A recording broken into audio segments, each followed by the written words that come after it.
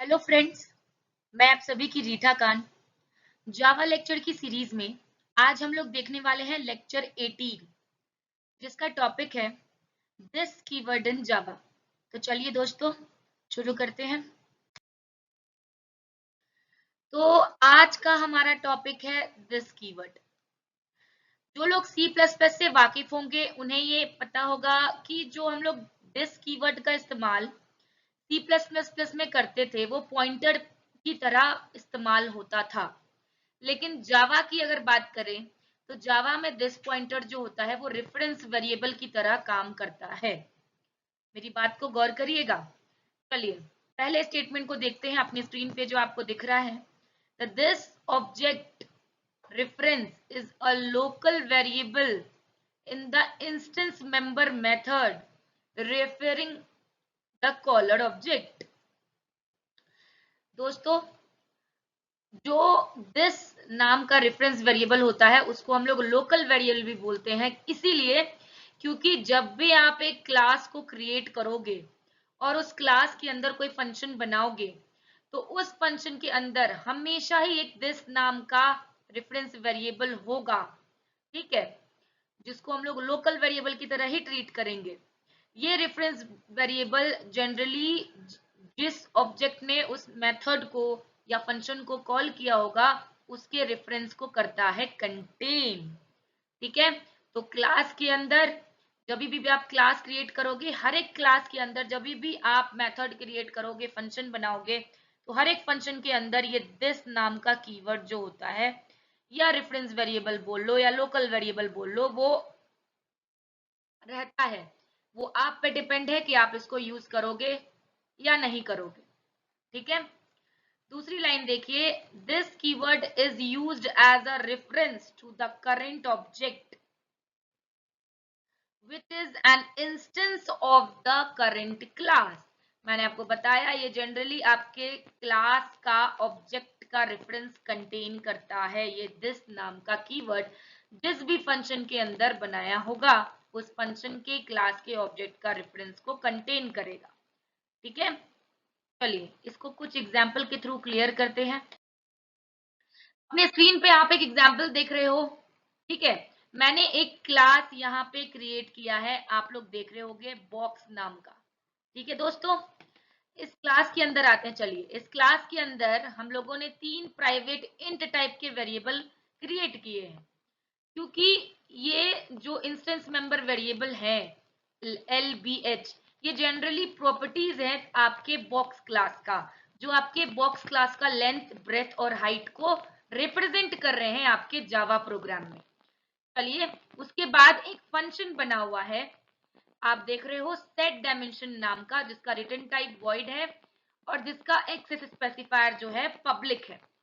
इसके अंदर 3 local variable है, ठीक है, इंट x, इंट y और इंट z।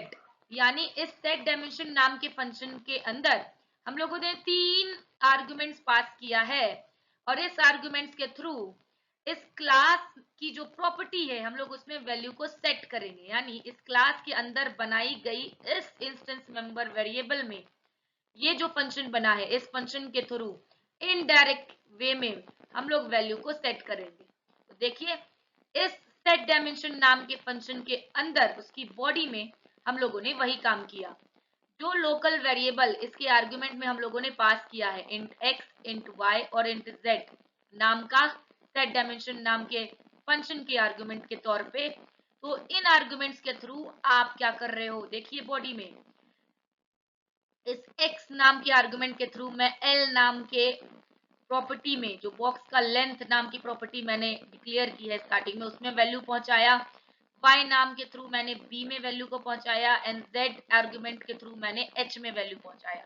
यानी इन प्रॉपर्टीज में, इन इंस्टेंस मेंबर वेरिएबल में जो इस बॉक्स क्लास के अंदर बना है उनमें वैल्यू सेट हो चुकी है, यानी इस बॉक्स क्लास के प्रॉपर्टीज के अंदर वैल्यू जा चुकी है, ठीक है। अब देखिए, अब नीचे गौर करिए, मैंने एक एग्जाम्पल नाम की क्लास बनाई है और इसको रखा है पब्लिक। यानी जब भी आप एक जावा फाइल बनाओगे तो उसका नाम आप अब एग्जाम्पल रखोगे, इस जावा प्रोग्राम की जावा फाइल का नाम एग्जाम्पल रखोगे, क्योंकि मैंने आपको बता चुका है अपने प्रीवियस लेक्चर्स में ठीक है, जितने भी लेक्चर्स में मैंने आपको बता चुका है बेसिक कि किसी भी क्लास का नाम आप पब्लिक रखोगे जावा प्रोग्राम में तो उस क्लास के नाम से आप अपने जावा फाइल का नाम क्रिएट करोगे। ठीक है, चलिए तो एक एग्जाम्पल नाम की क्लास में आते हैं। इसके अंदर हम लोगों ने वॉइड मेन फंक्शन बनाया है। ठीक है, और इस वॉइड मेन फंक्शन के अंदर हम लोगों ने इस बॉक्स क्लास का ऑब्जेक्ट जो है वो क्रिएट किया है। देखिए इस लाइन को। ठीक है, इस बॉक्स क्लास का ऑब्जेक्ट जो बना, अब ये जो बॉक्स क्लास का ऑब्जेक्ट बना, ठीक है, इसका रेफरेंस, इस बॉक्स क्लास का जो ऑब्जेक्ट बना, इस बॉक्स क्लास का रेफरेंस मैंने इस b1 नाम के वेरिएबल में रख दिया। ये देखिए, ठीक है, ये देखिए, यानी इस b1 नाम के रेफरेंस वेरिएबल में इस बॉक्स क्लास का ऑब्जेक्ट का एड्रेस जाके स्टोर हो गया। ठीक है, चलिए अब देखिए दोस्तों काम क्या हो रहा है। मैंने इस b1 नाम के बॉक्स के रेफरेंस वेरिएबल जो है, जो मैंने बनाया है, जो इस b1 नाम के बॉक्स के ऑब्जेक्ट को कर रहा है पॉइंट, तो इस रेफरेंस वेरिएबल को आप ऑब्जेक्ट की तरह ही ट्रीट करिए, आसानी होगी प्रोग्राम को समझने में। तो इस बॉक्स ऑब्जेक्ट के थ्रू मैंने सेट डायमेंशन नाम के फंक्शन को कॉल किया, यानी इस फंक्शन को जो बॉक्स क्लास के अंदर बना है और उसमें 3 आर्गुमेंट पास किया, 12, 10 और 5। यानी अब कर्सर जाएगा, जैसे ही अब बॉक्स क्लास के ऑब्जेक्ट के थ्रू यानी रेफरेंस वेरिएबल के थ्रू मैंने सेट डायमेंशन नाम के फंक्शन को कॉल किया, तो कर्सर इस सेट डायमेंशन पे जाएगा और इस L और H में अब वैल्यू स्टोर हो गई होगी। 12 में L में 12, ठीक है, और B में हो गया 10 और H में हो गया 5।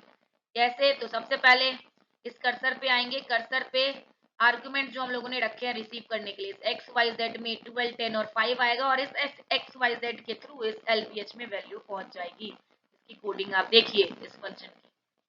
ठीक है, हम लोग लोकल वेरिएबल्स के थ्रू इंस्टेंस मेंबर वेरिएबल में जो है वैल्यू को पहुंचा रहे हैं। आपका इंस्टेंस मेंबर वेरिएबल यही LVH है, जिसको हम लोग प्रॉपर्टीज भी बोल रहे हैं आपके क्लासेस की। ये देखिए, इसमें वैल्यू पहुंच गई। ठीक है, ये आपका लोकल वेरिएबल है। ये जो है ये x, ये y और ये z, ये लोकल वेरिएबल है। चलिए अब एक बात बताइए दोस्तों, मैं बोलोगे कि मैम आप दिस कीवर्ड का क्या इस्तेमाल करोगे, आपने बताया नहीं। देखिए दोस्तों, अगर मैं जो ये लोकल वेरिएबल का यूज कर रही हूँ, जो x नाम का वेरिएबल, y नाम का वेरिएबल, z नाम का वेरिएबल मैंने यूज किया इस इंस्टेंस मेंबर वेरिएबल में वैल्यू को पहुंचाने के लिए, तो अगर मैंने इस लोकल वेरिएबल का नाम int x int y int z x y z ना रख के रखा होता, x का नाम l रखा होता, y का नाम b रखा होता और z का नाम h रखा होता, तो क्या होता, यानी ये जो आर्गुमेंट्स हम लोग पास कर रहे हैं उन आर्गुमेंट्स का नाम भी LBH है और इन आर्गुमेंट्स के थ्रू जो आप इंस्टेंस मेंबर वेरिएबल में वैल्यू को पहुंचा रहे हो वो इंस्टेंस वेरिएबल का नाम भी LBHB वो भी सेम है इस आर्गुमेंट के नाम से। ये जो आर्गुमेंट है, किसी भी फंक्शन में आप आर्गुमेंट को पास करोगे तो वो आर्गुमेंट हमेशा लोकल वेरिएबल होते हैं। ठीक है, तो चलिए वो आर्गुमेंट्स हमेशा लोकल वेरिएबल होते हैं। तो अब देखिए अगर ये L, B और H यानी मैंने जो आर्गुमेंट पास किया है इस सेट डायमेंशन नाम के फंक्शन में, उसका नाम भी जो है वो अगर सेम है इंस्टेंस मेंबर वेरिएबल के नाम से, तो आप अब हो गए कंफ्यूज। बोलोगे मैम अब मुझे बताओ कि ये लाइन मुझे समझ में नहीं आ रही, L में L असाइन है, B में B असाइन है, H में H असाइन है, क्योंकि भैया लोकल वेरिएबल क्या है इस फंक्शन में, इस सेट डायमेंशन नाम के फंक्शन में लोकल वेरिएबल कहाँ है। किसी भी फंक्शन में आप आर्गुमेंट पास करते हो तो वो आर्गुमेंट लोकल वेरिएबल होते हैं। ठीक है, आप लोकल वेरिएबल के थ्रू किसी भी मेंबर वेरिएबल में, इंस्टेंस मेंबर वेरिएबल में वैल्यू को सेट कर सकते हो। तो अगर मैंने सेट डायमेंशन फंक्शन में लोकल वेरिएबल्स बनाए हैं और इन लोकल वेरिएबल्स के थ्रू मैं इस क्लास के अंदर बनेगा इंस्टेंस मेंबर वेरिएबल में वैल्यू को सेट कर रही हूँ। तो अब देखिए जब हम लोग इस सेट डायमेंशन बॉडी के अंदर आएंगे तो हमेशा लेफ्ट हैंड साइड में जो L होगा वो इंस्टेंस मेंबर वेरिएबल का L होना चाहिए और राइट साइड में जो एल होगा वो लोकल वेरिएबल का एल होना चाहिए जो आर्गुमेंट एज एन आर्गुमेंट पास हुआ है सेट डायमेंशन नाम के फंक्शन में। मैं बात रिपीट कर रही हूँ, गौर करिएगा। लेफ्ट हैंड वाला L instance member variable L होना चाहिए और राइट साइड हैंड वाला एल लोकल वेरिएबल एल होना चाहिए जो आर्गुमेंट के तौर पे सेट डायमेंशन नाम के फंक्शन में पास किया गया है। ठीक है, लेकिन इस सेंट स्टेटमेंट के थ्रू तो हमें कुछ समझ में नहीं आ रहा कि लेफ्ट हैंड साइड वाला एल किसका एल है और राइट हैंड साइड वाला एल किसका एल है। तो इसी इश्यूज को दूर करने के लिए, यानी आप कभी भी क्लास को क्रिएट करो और क्लास के अंदर जब आप फंक्शन बनाओगे या इंस्टेंस मेंबर वेरिएबल बनाओगे तो जब भी आपके इंस्टेंस मेंबर वेरिएबल का नाम सेम होगा, जो भी आर्गुमेंट आप पास करोगे फंक्शन बनाने समय, यानी लोकल वेरिएबल में जो भी आप वैल्यू पास करोगे कोई भी फंक्शन बनाने समय एज एन आर्गुमेंट, तो इन लोकल वेरिएबल्स का नाम एज एन आर्गुमेंट जो पास हो रहे हैं सेट डायमेंशन नाम के फंक्शन में, और इंस्टेंस मेंबर वेरिएबल का नाम जब सेम होगा, यानी नेम कॉलिजन या नेम कॉन्फ्लिक्ट की जब इश्यू आएगी तो दिस रेफरेंस वेरिएबल का आप यूज करोगे। और मैंने आपको जस्ट बताया था प्रीवियस स्लाइड में थ्योरेटिकल पार्ट में कि जब भी क्लास बनाओगे तो हर एक फंक्शन के अंदर एक दिस नाम का रेफरेंस वेरिएबल होता है जो लोकल वेरिएबल की तरह ट्रीट होता है। तो अब देखिए अब कैसे लिखोगे आप। ठीक है, तो मुझे लेफ्ट हैंड साइड में बताना है कि ये एल जो है वो इंस्टेंस मेंबर वेरिएबल का एल है। तो अब आप लिखोगे दिस लेफ्ट हैंड साइड में और डॉट ऑपरेटर के साथ लिखोगे एल। ठीक है, ये देखिए अब पता चल रहा है क्लियरली दिस डॉट एल लिख देने से कि लेफ्ट हैंड साइड वाला एल जो है, ठीक है, जिसके साथ दिस कीवर्ड और डॉट ऑपरेटर लगा है वो इंस्टेंस मेंबर वेरिएबल है, यानी ऑब्जेक्ट का वेरिएबल है, ऑब्जेक्ट के अंदर उसको मेमोरी मिलेगी। और आपको पता होगा कि लोकल वेरिएबल को हमेशा ज्यादा प्रेफरेंस मिलती है किसी भी प्रोग्राम में। तो सिंपल एल लिख देने का मतलब ही किसी फंक्शन के अंदर होता है कि ये एक लोकल वेरिएबल है, इसको आपको किसी सिंबल, किसी कीवर्ड, किसी डॉट ऑपरेटर से दिखाने की जरूरत नहीं, सिर्फ एल लिख देने से ही पता चल जाएगा ये लोकल वेरिएबल है। तो राइट हैंड साइड में ये अब स्पष्ट रूप से क्लियर हो चुका है मेरे प्यारे दोस्तों, क्लियरिफाई हो गया कि अब ये एल एक लोकल वेरिएबल है जो राइट हैंड साइड में एल है। ठीक है, जो राइट हैंड साइड में आपका एल है, ठीक है, आपका एल है, वो एल आपका लोकल वेरिएबल है। और जो लेफ्ट हैंड साइड में आपका एल है, ठीक है, और जो लेफ्ट हैंड साइड में आपका एल है वो एल आपका इंस्टेंस मेंबर वेरिएबल है।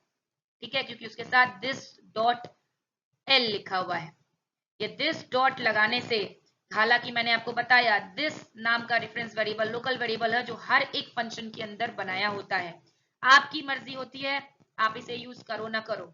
नेम कॉन्फ्लिक्ट का जब इशू आएगा, यानी जब आपका इंस्टेंस मेंबर वेरिएबल का नाम सेम होगा आपके लोकल वेरिएबल के नाम से जो आर्गुमेंट के तौर पे पास किया गया होगा आपके फंक्शन के अंदर, तो नेम कॉन्फ्लिक्ट के इशू में हम लोग दिस पॉइंटर का दिस रेफरेंस वेरिएबल का यूज करते हैं। ठीक है, ये दिस रेफरेंस वेरिएबल अब क्या करता है देखिए, तो इस सेट डायमेंशन नाम के फंक्शन को जिस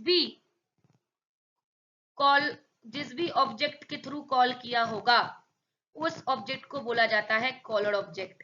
यानी जब हम लोगों ने ये स्टेटमेंट देखिए, ये स्टेटमेंट के थ्रू जब हम लोगों ने बॉक्स नाम का एक ऑब्जेक्ट बनाया, बॉक्स नाम का एक ऑब्जेक्ट डायनेमिकली बनाया, तो इस ऑब्जेक्ट को रिफर करने के लिए एक वेरिएबल बनाया जिसको हम लोग रेफरेंस वेरिएबल बोलते हैं, जिसके अंदर इस बॉक्स नाम के क्लास का एड्रेस रखा हुआ है। तो जिस भी ऑब्जेक्ट ने इस सेट डायमेंशन नाम के फंक्शन को किया होगा call, let me mark it आपको और क्लियर हो, जिस भी ऑब्जेक्ट ने इस सेट डायमेंशन नाम के फंक्शन को किया होगा, इस सेट डायमेंशन नाम के फंक्शन को कॉल किया होगा, वो ऑब्जेक्ट कहलाएगा कॉलर ऑब्जेक्ट। ठीक है, और वो कॉलर ऑब्जेक्ट को रेफर कौन कर रहा है इस एग्जाम्पल नाम की क्लास में, तो ये B1 नाम का रेफरेंस वेरिएबल। ठीक है, तो आप इस B1 को इस बॉक्स क्लास के अंदर यूज नहीं कर सकते, क्योंकि किसी भी रेफरेंस वेरिएबल को, किसी भी वेरिएबल को, मेथड को आप अगर एक क्लास में बना लो तो आप दूसरी क्लास में सेम नाम का वेरिएबल या फंक्शन यूज नहीं कर सकते, ये एक रूल है। ठीक है, तो ये B1 तो यहाँ पे यूज नहीं हो सकता था, इसीलिए जब भी एक फंक्शन बनता है तो एक दिस नाम का रेफरेंस वेरिएबल या लोकल वेरिएबल बनाया रहता है, उस फंक्शन में पहले से प्री डिफाइन होता है। ये एक कीवर्ड है, इसलिए आपको बनाने की जरूरत नहीं है इस रेफरेंस वेरिएबल को, और इस वेरिएबल इस रेफरेंस वेरिएबल को और कीवर्ड को यूज करके आप बता सकते हो कि ये जो भी वेरिएबल है जिसके साथ ये दिस नाम का कीवर्ड डॉट ऑपरेटर के साथ लिखा है, ये वेरिएबल एक इंस्टेंस मेंबर वेरिएबल है, यानी ऑब्जेक्ट का वेरिएबल है। तो दोस्तों, मेरे प्यारे दोस्तों, मुझे पूरा विश्वास होगा कि आपको ये दिस नाम का कीवर्ड या रेफरेंस वेरिएबल किसी फंक्शन के अंदर कैसे यूज होगा, कब यूज होगा, किस इश्यू को दूर करने के लिए यूज होता है, वो आपको क्लियर हो गया होगा। ठीक है, अब देखिए तो क्या सा पर्पस सॉल्व किया इसने। If a method needs to pass the current object to the another method, it can do using this reference। आप इसको इस this नाम के रेफरेंस वेरिएबल को या कीवर्ड को किसी और तरीके से भी यूज कर सकते हैं। देखिए, चलिए दोस्तों, दिस पॉइंटर को इस कोडिंग के थ्रू समझते हैं कि किस और तरीके से आप यूज कर सकते हो। देखिए, आपके स्क्रीन पे बना है एक बॉक्स नाम का क्लास, और इस बॉक्स नाम के क्लास के अंदर मैंने एक सेंड बॉक्स नाम का एक इंस्टेंस मेंबर फंक्शन बनाया है, और इस सेंड बॉक्स नाम के इंस्टेंस मेंबर फंक्शन के अंदर मैंने एक गिफ्ट टेकर नाम का क्लास का बनाया ऑब्जेक्ट। एज्यूम करिएगा कि एक गिफ्ट टेकर नाम की क्लास है, ठीक है, उसका हम लोग एक ऑब्जेक्ट क्रिएट कर रहे हैं इस सेंड बॉक्स नाम के फंक्शन के अंदर। ठीक है, और उस ऑब्जेक्ट के थ्रू इस एक्सेप्ट गिफ्ट नाम के फंक्शन को करेंगे आप कॉल। अब ये एक्सेप्ट गिफ्ट नाम का फंक्शन क्यों कॉल हुआ, ये उसके अंदर ये क्या पास हो रहा है, आर्गुमेंट क्या पास करेंगे, चलिए समझते हैं।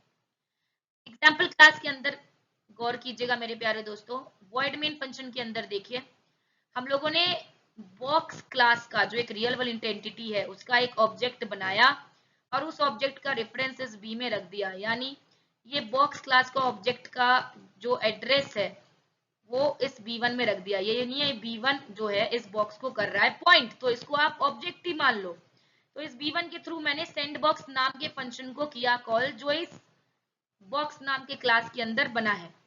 ठीक है, अब देखिए दोस्तों, मेरी बात को गौर करिएगा, ये B1 डॉट सेंड बॉक्स का क्या मतलब है। B1 एक रियल वर्ल्ड एंटिटी को पॉइंट कर रहा है, यानी रिप्रेजेंट कर रहा है, बॉक्स नाम को रिप्रेजेंट कर रहा है, बॉक्स को एक रिप्रेजेंट कर रहा है ये B1 नाम का ऑब्जेक्ट। ठीक है, तो B1 डॉट सेंड बॉक्स मतलब कि B1 को सेंड कर दो इस सेंड बॉक्स नाम के फंक्शन में, B1 को सेंड कर दो इस सेंड बॉक्स नाम के फंक्शन में। चलिए, तो कर्सर आएगा अब सेंड बॉक्स के साथ, सेंड बॉक्स इस बॉक्स क्लास के अंदर सेंड बॉक्स के ऊपर कर्सर आया। सेंड बॉक्स के अंदर एक गिफ्ट टेकर नाम का ऑब्जेक्ट बना हुआ है ऑलरेडी। ठीक है, गिफ्ट टेकर नाम का एक ऑब्जेक्ट बना हुआ है डायनेमिकली।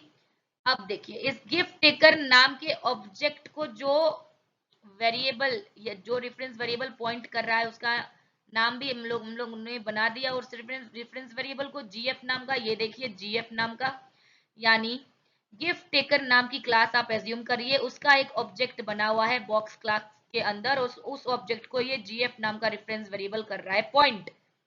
तो ये जीएफ नाम का रेफरेंस वेरिएबल एक एक्सेप्ट गिफ्ट नाम के फंक्शन को करेगा कॉल। अब बात आती है, वही पॉइंट लिखा था नोट करने वाली पिछले स्लाइड में दोस्तों, कि कभी भी आप एक ऑब्जेक्ट के थ्रू मेथड को कॉल करोगे तो आप उसमें भी दिस नाम के कीवर्ड या रेफरेंस वेरिएबल को कर सकते हो एज एन आर्गुमेंट पास। ठीक है, मैंने यहाँ B1 लिखा है, मान लेते हैं कि मैंने आपको बताया इस स्टेटमेंट का मतलब B1 डॉट सेंड बॉक्स का मतलब कि B1 को सेंड कर दो इस सेंड बॉक्स नाम के फंक्शन के अंदर। तो जब आप जब आप B1 को सेंड करोगे तो उसको रिसीव कौन करेगा? ये एक्सेप्ट गिफ्ट नाम का फंक्शन, ठीक है। गिफ्ट टेकर नाम का क्लास रिसीव करेगा, ठीक है। और गिफ्ट टेपर नाम के ऑब्जेक्ट के थ्रू जो आपने एक्सेप्ट गिफ्ट नाम का फंक्शन कॉल किया है, इसके थ्रू ये बॉक्स नाम का जो रियल वन एंटिटी का ऑब्जेक्ट है जिसको ये B1 पॉइंट कर रहा है वो होगा रिसीव, ठीक है। तो आप जब GF के थ्रू यानी गिफ्ट टेपर नाम के क्लास के ऑब्जेक्ट के थ्रू जब एक गिफ्ट फंक्शन नाम के फंक्शन को कॉल करोगे कॉल, तो उसके आर्गुमेंट में B1 नहीं लिखोगे, यहाँ पे आएगी एरर, क्योंकि B1 ऑलरेडी एग्जाम्पल क्लास के अंदर बनाया गया एक रेफरेंस वेरिएबल है जो बॉक्स नाम के ऑब्जेक्ट को कर रहा है पॉइंट। बॉक्स नाम क्लास के ऑब्जेक्ट का एड्रेस उस B1 में रखा हुआ है, ठीक है।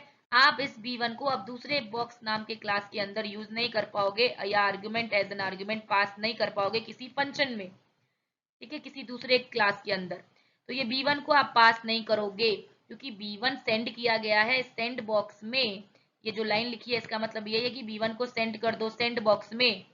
तो सेंड बॉक्स नाम के फंक्शन पे जो है ये बॉक्स को रिसीव करेगा ये एक्सेप्ट गिफ्ट नाम का फंक्शन, ठीक है, इस बॉक्स को करेगा रिसीव, ठीक है।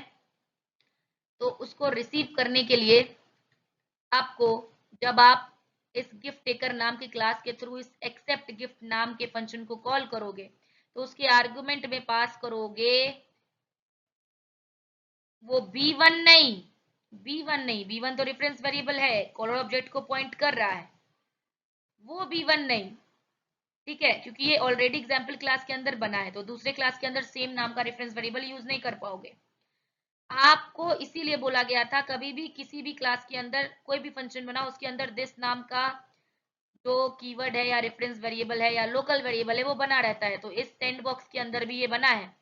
जो इस सेंड बॉक्स क्लास इस सेंड बॉक्स नाम के फंक्शन को जो भी ऑब्जेक्ट करेगा कॉल, वो ऑब्जेक्ट का रेफरेंस ये रेफरेंस वेरिएबल दिस जो है वो रखेगा। तो अब देखिए इस सेंड बॉक्स नाम के फंक्शन को कौन कॉल कर रहा है? ये B1 नाम का रेफरेंस वेरिएबल, लेकिन ये रेफरेंस वेरिएबल को मैं पास नहीं कर सकती थी इस एक्सेप्ट गिफ्ट नाम के फंक्शन के आर्गुमेंट में, क्योंकि ये B1 नाम का वेरिएबल एग्जाम्पल क्लास के अंदर बना है, ठीक है।